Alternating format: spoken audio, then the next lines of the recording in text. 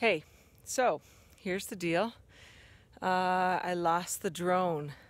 I lost the drone last week. I just went out for a little flight. This is a brand new neighborhood for us, and we're gonna do Airbnb here. I thought a little video of the house would be nice, and I'd take it before I went to Albuquerque for Christmas.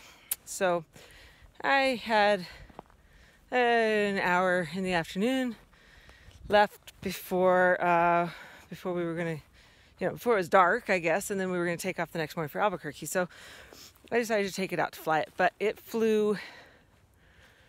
This is our starter drone. So we were learning to fly it. We got it so that we could learn to fly it. We got it to learn lessons on before we bought the big expensive drone. Of course, the big expensive drone, I'm hoping, doesn't get lost as easily because it has homing features. I've been watching other videos now about people who've lost their drones, even the big ones, and if you do a few simple things, I think they won't get lost. But this little drone was just a toy, really. And, it was a $60 drone, so I guess it's not a tragedy if it's lost forever, but regardless, I was out flying it, trying to take this picture, and got a little higher than I wanted, and it had actually very regularly sort of broken loose from the controls. This was a SEMA. I'll get the real model later, but it had broken loose from the controls on a regular basis, and then it tended to be difficult, obviously, to control, and had crashed various places that we had to go get it. So basically that's what happened. I went up high over the trees. I took a few shots of the house. I was ready to be done and return home, and started flying it back towards me, and the wind was a little strong, I guess, or the drone was a little high, and it flew a little far away. And it's one of those when you're like directing it to come home and you see it flying the other direction, and it's a little bit of a panic. And it flew over a bush, a tree. This is the terrain that it's in. So there's bushes, and they're not really tall trees, but kind of flew out of my vision, and I ran to get to where I could see it, and I couldn't find it. And I could hear it for a minute or two, and there was a big arroyo in the way, and I couldn't get through the arroyo, so I ran back to get Mike to say, hey, let's take a little drive and maybe see if we can find it. And he said that the car was cold and snowy and we couldn't drive. So we just headed out to look for it. By that time, the battery had died.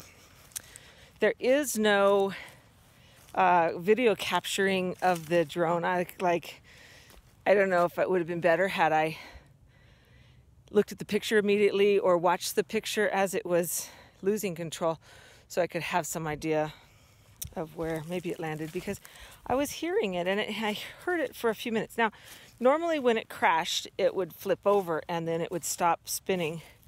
And I was trying to tell it to land, so I was trying to give it the control to come down. So if it did come down and it happened to land and stay upright, I suppose it could have kept spinning. Although, like I say, normally it would stop. So I thought that was a clue that maybe it stayed in the air and was flying and just continuing to fly further away until I could hear it no longer. We searched. Of course, by then the battery was dead. It's only a 7-minute long battery. So we searched near and far. Mike had thought it probably hadn't gone as far as I thought it might have gone. So we were looking a little closer to the house. Finally gave up. Decided to go out again the next morning because the light would be different and maybe we'd find it then. So we very methodically walked up and down and moved over 10 feet and walked up and down again. Again, between our house and the neighbor's house, we looked at the vantage point from where I lost it, the direction it was going, and kind of, scouted around there. So now it's like a week later. We did not find it. We did not find it the second day. And I'm out looking for it. It was red, so it seems to me that if you look in the tree tops and the bushes, that it just really ought to show up. There's no people around here, so I don't think that anybody would have picked it up. There's a lot of deer. Maybe a deer stepped on it. One of the neighbors suggested that maybe a deer stepped on it. Of course, it'd still be there. At least I would know what happened if I found it that way. So I'm not too concerned about that. Again, starter drone. I'm trying to figure out what my lessons are. I think my lessons are get a more expensive drone that actually has a homing feature. Don't fly once you're out of control. Hit that home button. Of course, this one didn't have a home button, so it didn't have that option.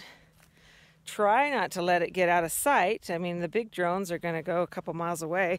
I probably won't fly it that far away for a long time.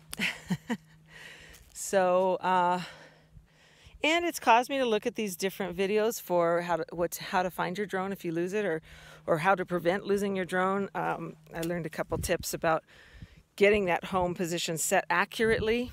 I saw a video just now about a guy who lost his drone over the Dover Cliffs. Ian in London, I think his name is.